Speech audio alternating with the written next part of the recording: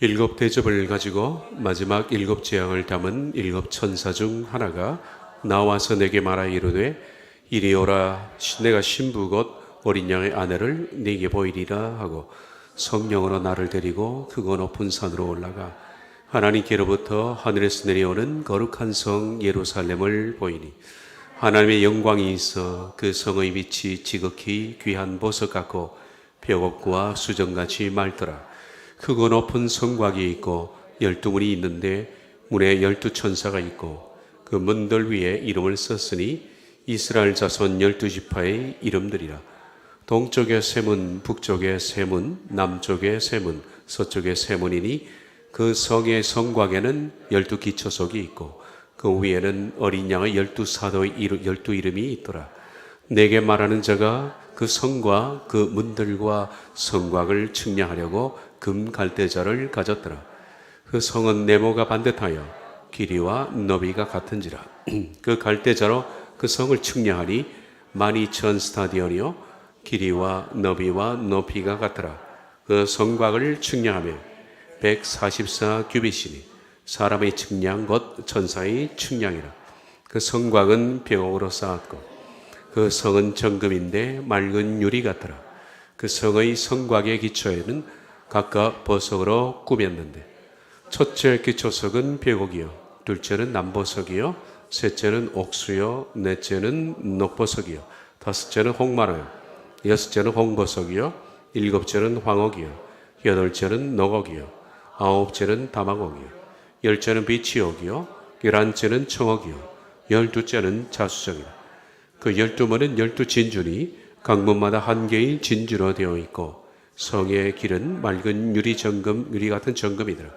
성 안에서 내가 성전을 보지 못하였으니 이는 주 하나님 곧 전능하신 이와 및 어린 양의 그 성전이심이라. 그 성은 해나 달이 비침이 쓸데없으니 이는 하나님의 영광이 비치고 어린 양이 그 등불이 되심이라. 만국이 그 빛 가운데로 다니고 땅의 왕들이 자기 영광을 가지고 그리로 들어가리라. 낮에 성문들을 도무지 닫지 아니하리니 거기에는 밤이 없습니다. 사람들이 만국의 영광과 전기를 가지고 그리로 들어가겠고 무엇이든지 속된 것이나 가정한 일이나 또는 거짓말하는 자는 결코 그리로 들어가지 못하되 오직 어린 양의 생명책에 기록된 자들만 들어가리라. 아멘.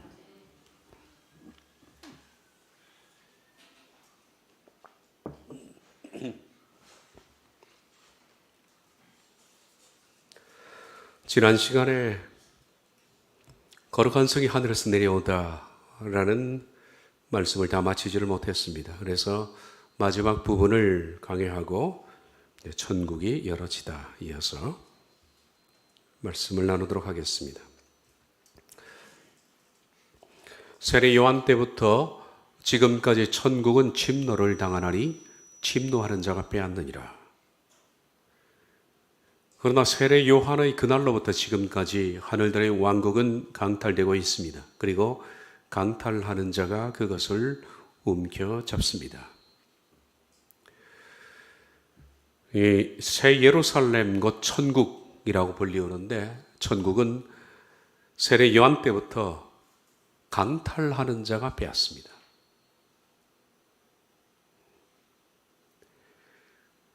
그 나라의 백성이 된다는 얘기입니다. 수많은 사람들이 강탈과 무관한 삶을 살고 있습니다. 막연하게 그냥 살다 보면 천국 가겠지라고 생각합니다. 그리고 지난주도 이번 주도 다음 주도 별 다름없이 그냥 그렇게 살고 있지 않습니까? 그것이 문제입니다. 강탈로 번역된 비아조마이라는 것은 격렬한 빼앗음입니다. 격렬한 빼앗음. 그래서 이 단어를 난폭한이라고도 번역한다. 난폭할 정도로 강도가 빼앗기 위해서 난폭하게 다룰 정도로 그 정도로 이 새 예루살렘에 대한 강렬한 의지, 그런 사람에게 천국은 열어진다라고 말합니다. 그러나 그 도성을 들어가지 못하는 사람이 있습니다. 새 예루살렘, 천국 같은 말인데 그 도성 밖의 사람들입니다. 그러나 두려워하는 자들과 믿지 아니하는 자들과 흉악한 자들과 살인자들과 음행하는 자들과 점술가들과 우상 숭배하는 자들과 거짓말하는 모든 자들은 불과 유황으로 타는 못에 던져지리니 이것이 둘째 사망이라. 도성 밖의 사람입니다. 직역을 해보겠습니다. 그러나 비겁한 자들이라고 나와 있는 이 단어는 박해와 핍박을 견디지 못한 자들,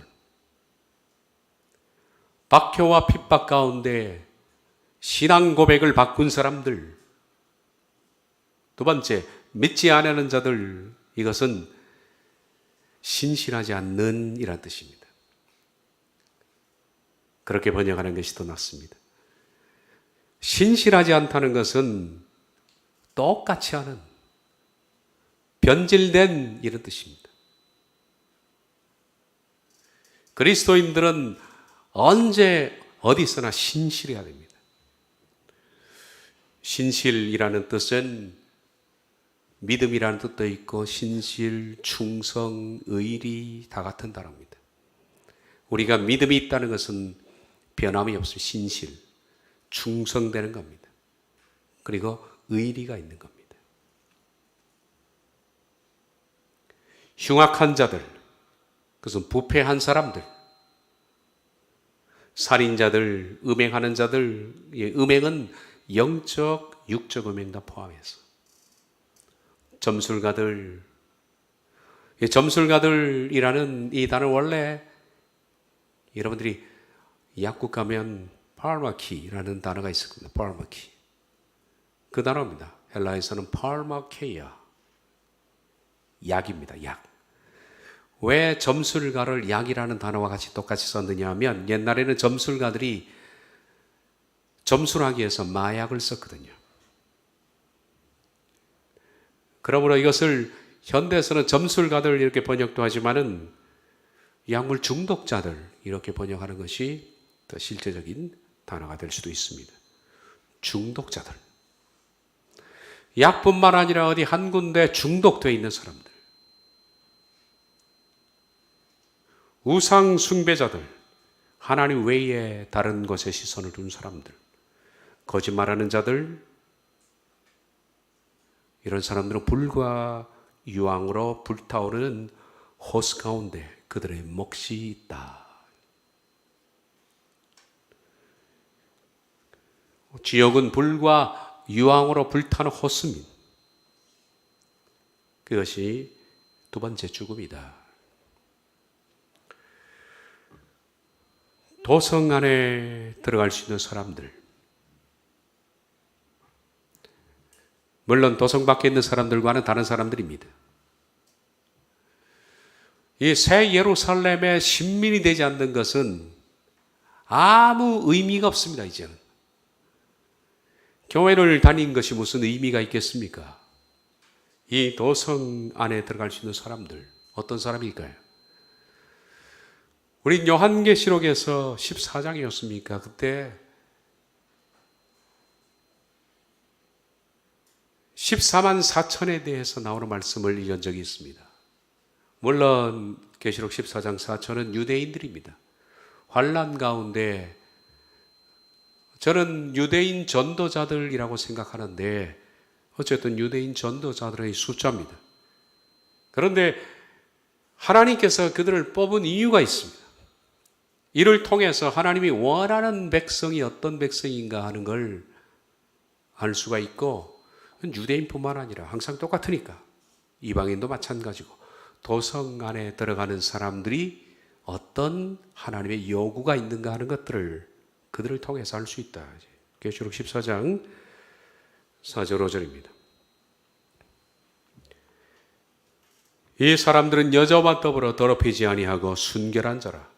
어린 양이 어디로 인도하든지 따라가는 자며 사람 가운데서 속량함을 받아 처음 익은 열매로 하나님과 어린 양에게 속한 자들이니 그 입에 거짓말이 없고 흠이 없는 자들이라. 천국 백성 너희와 같은 비슷한 자격입니다. 첫째는 여자와 더럽히지 않는 자들. 두 번째, 어린 양이 어디로 인도하든 따라가는 사람들. 세 번째는 그 입에 거짓말이 없고 흠이 없는 사람들. 이런 정도입니다. 이 사람들은 여자와 더불어 더럽히지 아니하고 순결한 자라. 여자예요.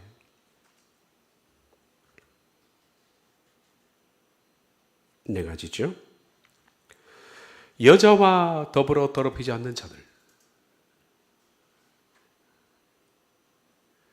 직역을 보면 이들은 여자들과 함께 불결하지 않았던 자들이다. 왜냐하면 그들은 처녀들이기 때문이다.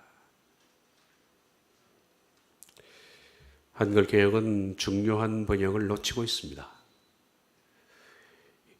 여자들이라는 군아이, 첫 번째 나온 군아이는 여기서 그냥 우먼입니다.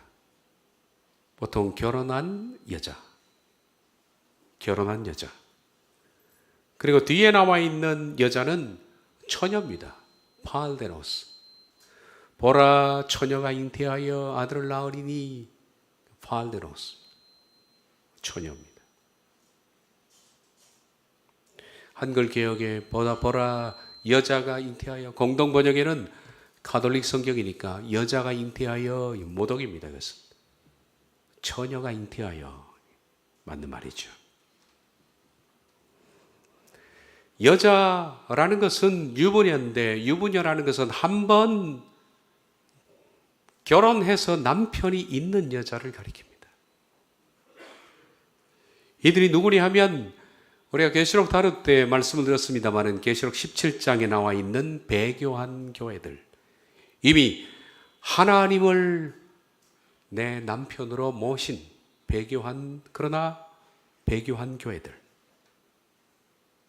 이들이 바로 여자, 음녀라고 번역되어 있고 여자들 이런. 지금 현재 이 배교한 교회들이 절대 다수입니다. WCC에 가입되어 있고 자기의 순결을 지키지 않는, 어쨌든 이들과 섞이지 않는 사람들입니다.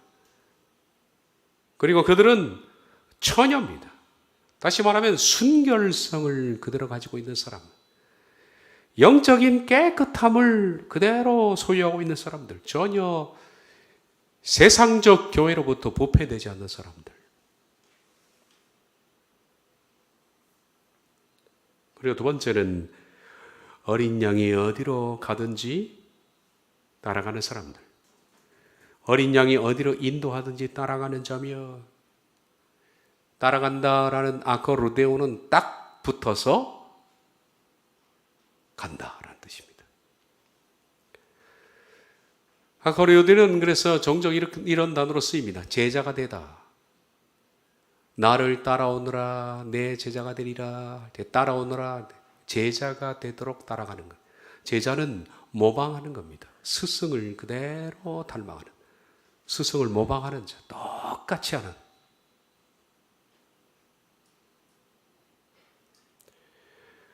그러면 이들의 특징은 뭐냐면 예수님을 그대로 모방하는 사람들, 따라가는 사람들.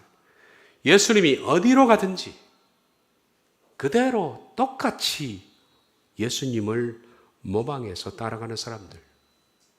어디로 가든지 어디로 인도하든지 좋은 것일까요? 저는 그렇지 않습니다. 나쁜 것입니다. 힘든 것입니다. 원문에는 어디로 인도하든지 이것이 가정법으로 되어 있습니다. 가정법. 그래서 if로 시작되는 구문입니다. 어린 양이 만약 어디로 간다 할지라도, 그런 식으로 해석되겠죠. 만약 어린 양이 어느 곳으로 간다 하더라도 제자가 되어서 모방하는 사람들이라. 어린 양이 가는 곳은 보통 어려운 상황입니다. 최악의 상황, 박해, 고난, 심지어는 죽음의 현장까지도 그대로 따라가는 사람들, 말씀대로 사는 사람들, 이들은 예수님이 양해하는 사람들은 목자의 음성을 듣지 않고 떠납니다. 그런데 이들은 예수님을 그대로 따라가는 예수님의 음성, 내 양은 내 음성을 듣고 따르느니라. 내 음성, 그것은 오늘날의 말씀으로 와 있습니다. 우리 곁에 하나님의 말씀을 듣고 말씀 그대로 따라가는 사람들, 그런 양들에 대해서는 그들을 내가 양의 문으로 인도해서 나와 함께 있게 하리라. 예수님을 그대로 따라가는 사람들, 어떤 희생을 치르더라도, 죽음을 각오해서라도 목동을 따라가는 사람들, 그리고 그들은 하나님과 어린 양에 속한 자들입니다. 속했다라는 것은 속량입니다. 속량. 아고라죠.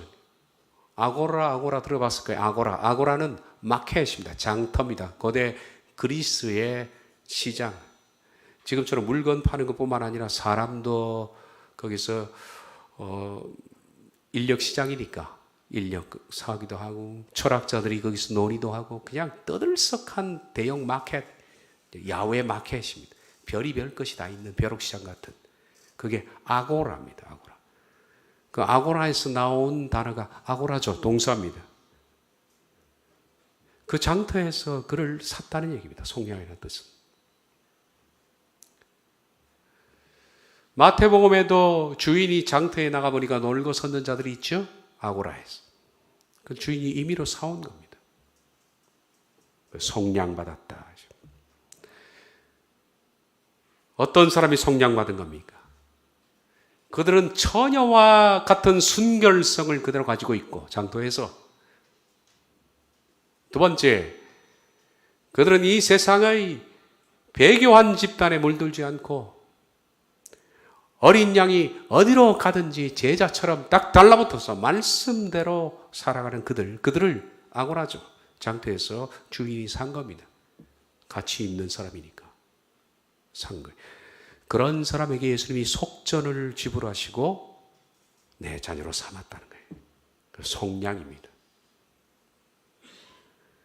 그런 사람들은 거짓말과 흠이 없는 자들이다. 그 입에 거짓말이 없고 흠이 없는 자들이다. 이들은 윤리적으로 도덕적으로 결점이 없는 사람들, 최고의 사람들, 이들이 바로 칭의를 받은 사람들 아니겠습니까? 의롭다 인정함을 받은 사람들, 순결한 사람들, 생활이 정결하고 자신을 지켜 세속에 물들지 않는 자들, 그들 속에 더럽고 추한 것이 없는, 하나님께서는 바로 새 하늘과 새 땅, 거기에 새 예루살렘이라는 도성을 가지고 내려오시면서 거기에 들어갈 새 백성들은 이런 사람을 장터에서 사는 거예요. 세상이라는 마켓에서 흠이 없고 순결한 사람을 사는 겁니다. 그렇지 않은 사람들은 도성 밖에 불과 유황으로 들끓는 연못 속으로 들어갈 것이다. 하나님의 변함없는 말씀입니다. 이제 우리들은 천국이 열어지다라는 시간을 몇 시간 갖겠는데요. 저는 요한계시록 21장의 말씀을 집에서 펴서 읽으면서 참 황홀했습니다. 예전에도 그랬습니다만은 천국에 대해서 우리가 가본 사람은 없지만 말씀을 묵상하고 그 말씀을 머릿속으로 상상해보는 것만 해도 얼마나 황홀한지 모르겠습니다. 아, 우리가 갈 도성이 이렇게 생겼구나. 많은 간증이 있습니다만은 간증은 간증으로 끝내고 성경이 말씀하시는 천국은 어떤 모습일까? 그런 것들을 머릿속으로 상상을 해보고 윤곽을 그려보는 것만으로도 아주 황홀하다. 정말 황홀한 일입니다. 이 세상의 모든 순례자들의 마지막 종점이며 그리고 모든 성도들의 본향입니다. 이 본향에 이르기까지 성도들은 이 세상에서 그토록 고생의 길을 걸어온 겁니다.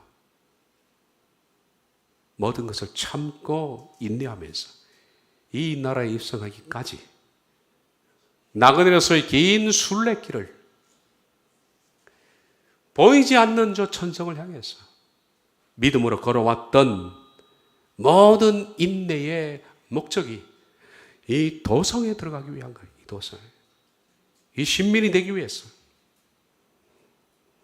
순례자로서의 길을 걸어간다는 것은 쉬운 일이 아닙니다. 어려운 일입니다. 마치 김두한의 곡 본향을 향하네.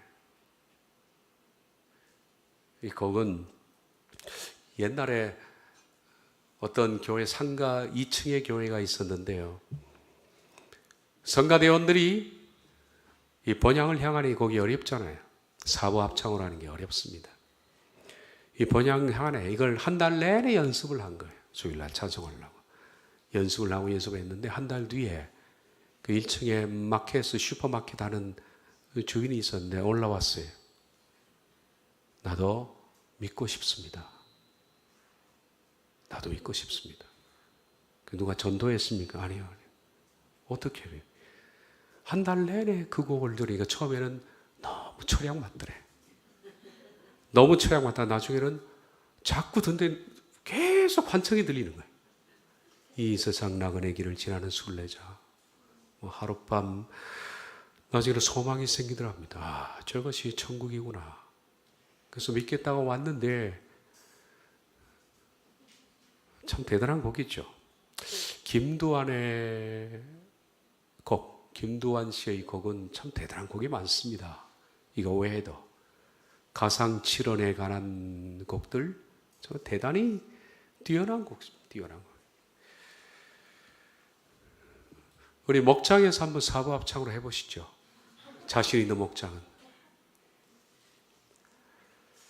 이 세상 나그네 길을 지나는 순례자, 인생의 거친 들에서 하룻밤 머물 때 환란의 굳은 비바람 모질게 불어도 천국의 순례자 본향을 향하네.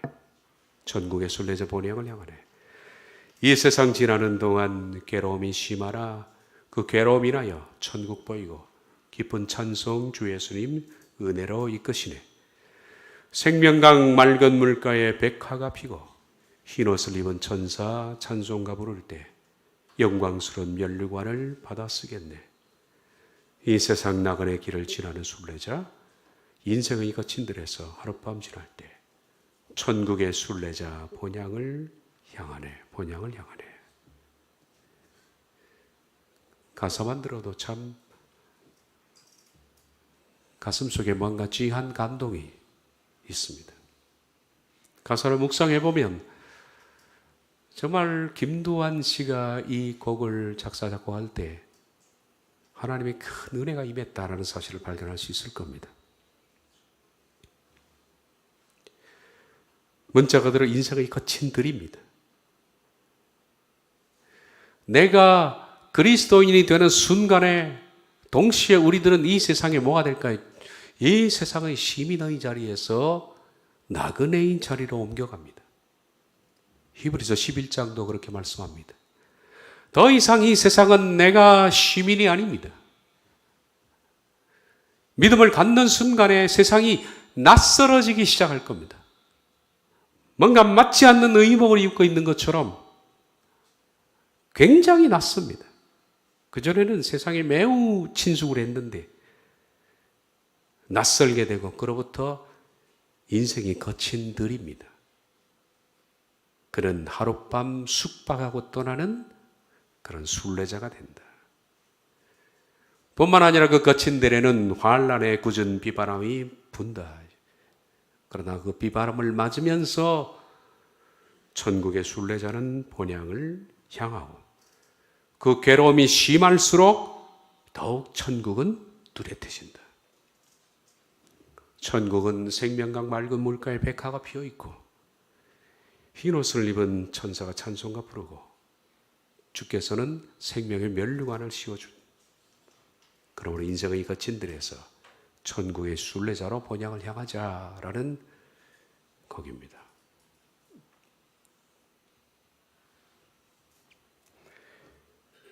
김두한 씨는 이 곡을 아무래도 시브리 11장을 토대로 썼겠죠.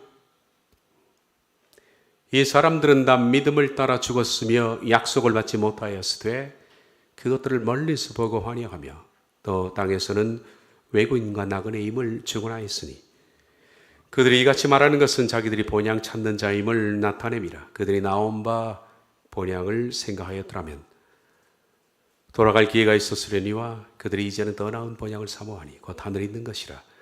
이러므로 하나님이 그들의 하나님이라 일컬음 받으심을 부끄러워하지 아니하시고 그들을 위하여 한 성을 예배하셨느니라.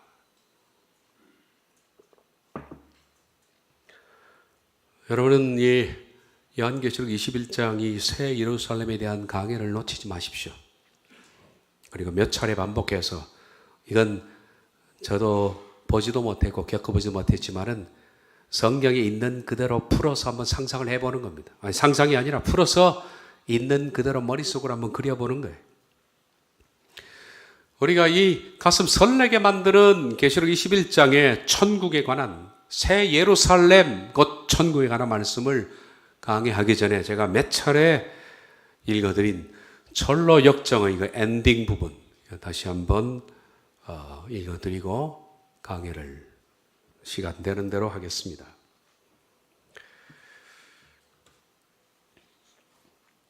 순례자들이 가려고 하는 거룩한 성이 한눈에 들어왔다. 순례자들은 빛나는 옷을 입은 이들과 하늘나라의 영광에 관한 이야기를 나누고 있었다.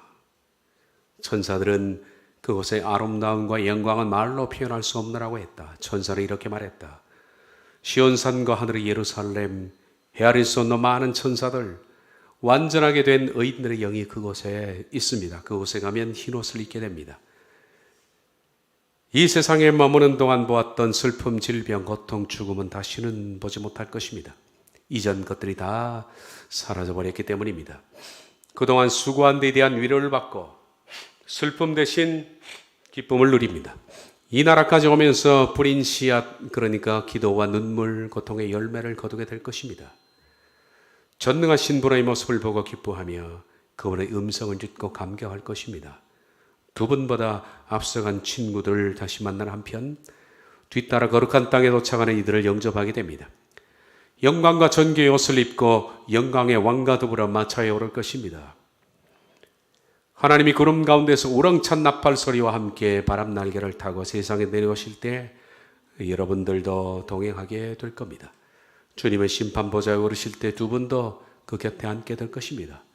그분이 천사든 인간이든 불의한 일꾼들을 재판하실 때 여러분도 함께 판결을 내립니다. 저들이 주님의 원수인 동시에 여러분의 적이기 때문입니다. 아울러 왕께서 나팔 소리와 더불어 거룩한 성으로 돌아오실 때 두 분도 같이 복귀해서 영원히 그분 곁에 머물게 될 것입니다. 성문으로 당하자 수많은 하늘나라 백성들이 마저 올라왔다. 순례자들과 동행했던 빛나는 옷을 입은 천사들이 무리를 향해 말했다. 세상에 사는 동안 주님을 사랑했으며 그 거룩한 이름을 위해 모든 것을 버린 이들입니다. 하나님은 이 순례자들을 데려오라고 명령하셨습니다. 그래서 이 두 사람이 기쁨으로 구속자의 얼굴을 뵙기로 꿈꾸던 바로 그것으로 안내해 온 것입니다. 설명을 들은 하늘나라 백성들은 큰 소리로 외쳤다. 어린 양의 혼인잔치에 청함을 받은 자들은 복이 있도다. 희고 빛나는 옷으로 된 예복을 입은 자들이 나팔 소리와 함께 왔었다. 행진하는 동안 장엄하고 아름다운 음악이 울렸다. 성 안의 종들이 일제히 울리기 시작했다. 문 앞에 이르자 금으로 아로새긴 글귀가 보였다. 생명나무에 이르는 권리를 차지하려고, 그리고 성문으로 해서 그 성에 들어가려고 계명을 지키는 자들은 복이 있다. 장차 우리가 가려고 하는 천국은 어떻게 생겼을까요? 먼저 천국에 빛나는 일기, 빛나는 날씨에 대해서 먼저 말씀드리죠. 9절부터 11절입니다.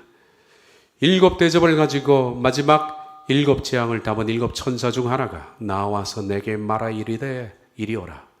내가 신부 곧 어린 양의 아내를 내게 보이리라 하고 성령으로 나를 데리고 크고 높은 산으로 올라가 하나님께로부터 하늘에서 내려오는 거룩한 성 예루살렘을 보이니 하나님의 영광이 있어 그 성의 빛이 지극히 귀한 보석 같고 배옷과 수정 같이 맑더라. 천국을 먼저 대표하는 것이 뭐냐 하면 빛입니다. 천국은 밤이 없습니다. 천국은 24시간 빛입니다. 그런데 여기서 빛은 지금 우리가 보는 빛은 햇빛입니다. 햇빛. 태양빛입니다. 밤에는 달빛을 봅니다. 천국에는 햇빛이 아닙니다. 햇빛이 필요 없습니다.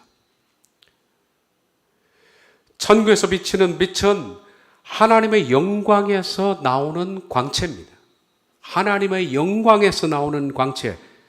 그것이 무슨 빛이냐라고 생각하지만 원래 빛은 우리가 보는 태양빛이 아니라 하나님에게서 나오는 빛이 원래 빛입니다. 사람들은 모릅니다. 과학자도 모릅니다. 원래 하나님께서 나오는 빛을 진짜 참빛이라고 그렇게 부릅니다. 하나님 광채가 나오십니다. 그래서 성경을 보면 과학자들로는 도무지 이해가 안 가는 대목을 볼 겁니다. 창세기에서 보면 그것은 하나님께서 해와 달과 별을 만드시기 전에 먼저 빛을 만드셨다는 겁니다. 따라서 해와 달과 별이 없더라도 빛은 있는 거예요. 이건 과학적으로 과학자들이 풀지 못하는 부분입니다. 천국은 먼저 해가 필요 없습니다. 그 성은 해나 달의 비침이 쓸데없으니 이는 하나님의 영광이 비치고 어린 양이 그 등불이 되심이라. 천국은 해나 달로 비치는 것이 아니라 하나님의 영광의 광채로 빛이 납니다. 말씀드린 것처럼 원래 빛은 태양과 달 만들기 전에 하나님께서 첫째 날에 만드신 것이 빛입니다. 창세기를 보면 1장 1절 5절 태초에 하나님이 천지를 창조하시니라. 하나님이 하늘과 땅을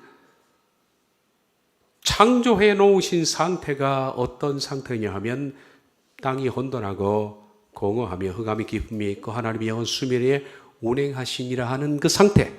하나님이 천지를 창조하신 것, 지금처럼 하늘 보이는 땅을 창조하신 것이 아니라 천지를 만들 수 있는 재료를 창조해 놓으셨는데 그 재료의 상태가 혼동, 공허, 깊음, 그리고 그것을 뭔가 빚어내기 위해서 성령님께서 그것을 마치 운행이라는 것은 자, 이 부분을 좀 깊이 원어적으로 설명을 해드려야 되는 부분인데요. 운행이라는 원래 부분 암탉이 새끼를 날개로 품고 있는 듯한 그런 단어입니다. 그러므로 성령님이 이 뒤죽박죽된 진료의 상태를 감싸돌고 있는, 운행이라는 돌아다니는 뜻이 아니라 품고 있었느니라 그렇게 돼요. 그리고 하나님께서 혼돈하고 깊고 공허한 이 천지의 상태, 여기에 처음으로 거기서 재료를 뽑아내신 것이 뭐냐? 그 안에 다 포함되어 있습니다.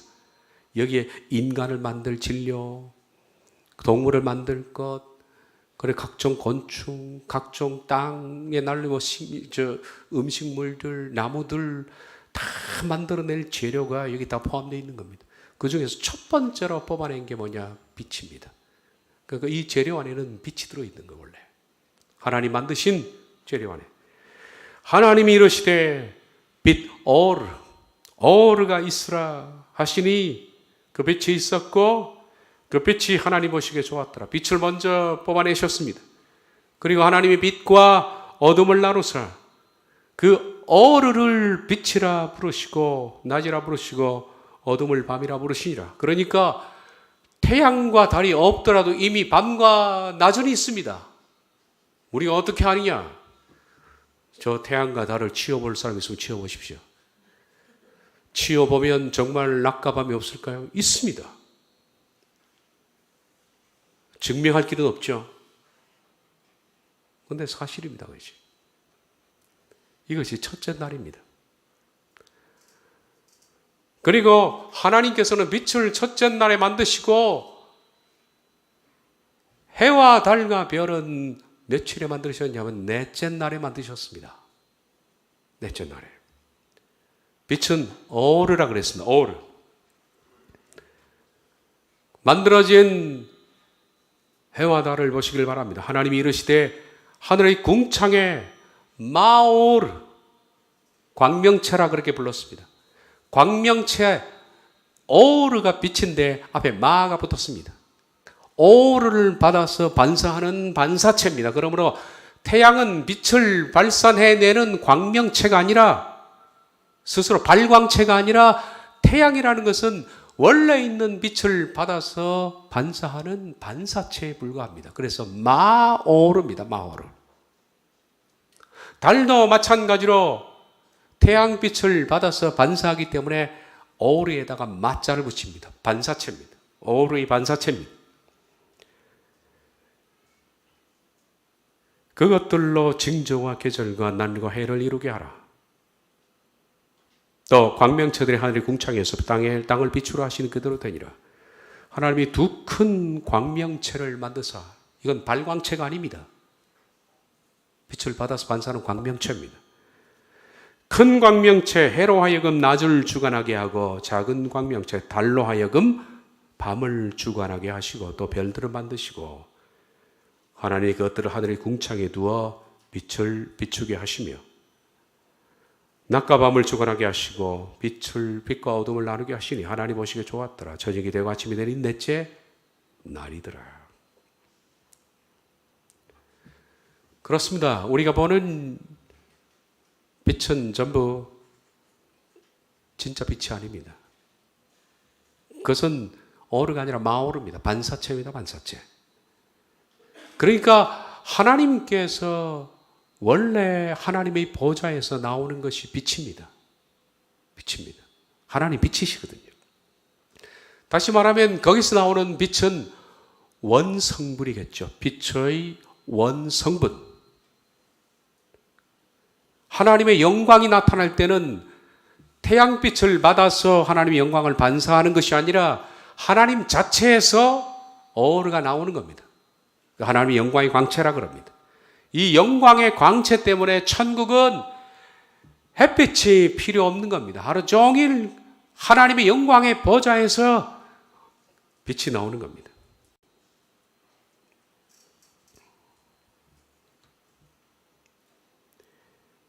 그리고 그 빛의 색깔에 대해서 이제 10절과 11절에 이렇게 말합니다. 하나님께로부터 하늘에서 내려오는 거룩한 성 예루살렘을 보니 하나님의 영광이 있어 그 성의 빛, 그 원래 하나님으로부터 나오는 빛, 오르. 이 빛이 어떤 색깔이냐? 지극히 귀한 보석 같고 벽옥과 수정같이 맑더라. 지경을 봅니다. 빛은 최고의 보석 같고 수정같이 투명한 벽옥이더라. 그 빛이 마치 보석처럼 그렇게 바짝바짝 빛나는, 마치 보석을 보는 듯한, 보석이 깔려있는 듯한 빛. 그런데 그 빛 색깔을 보면 투명한, 수면같이 투명한 벽옥 색깔. 벽옥이라는 것은 헬라어에서도 마찬가지로 제스퍼라고 씁니다. 헬라 원어에서 벽옥이라면 야스피스, 이아스피스입니다. 발음을 좀 하면 빨리 하면 이아스피스가 되겠죠. 이아스피스. 이게 보석에서 자스퍼입니다. 제스퍼라는 보석을 들어봤죠? 이게 벽옥입니다. 벽옥은 옥종류입니다. 옥종류. 근데 옥종류지만은 색깔이 다양합니다. 아주 많은 종류의 다양한, 인터넷을 검색해 보니까 이런 다양한 색깔들이 있더라고요.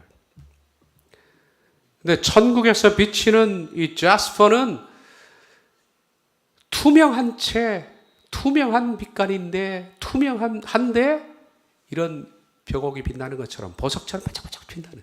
그러니까 어떻게 상상을 해볼 수밖에 없죠. 본 적이 없으니까. 그런 것들이 온 도시에 비치고 있는, 온 도시에.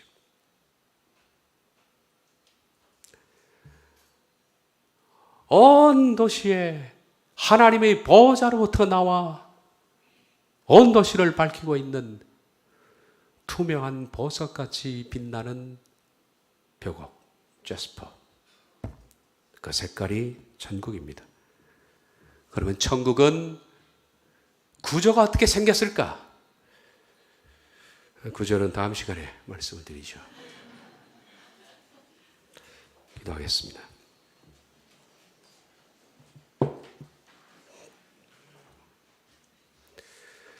나그네요 순례자로 주님, 우리가 이 세상에 있는 이유는 본향 때문입니다. 우리가 하나님을 나의 주님으로 받아들이는 순간에 이 세상은 낯선 도시가 되어버렸고, 내가 가야 할 고향은 저 하늘나라에 있고, 우린 나그네로서 거친 들판을 하루 쉬었다 가는 순례자가 됨을 고백합니다. 모든 목적은 도성에 있습니다. 도성을 잃지 않도록 도와주옵소서. 예수님의 이름으로 기도하옵나이다. 아멘.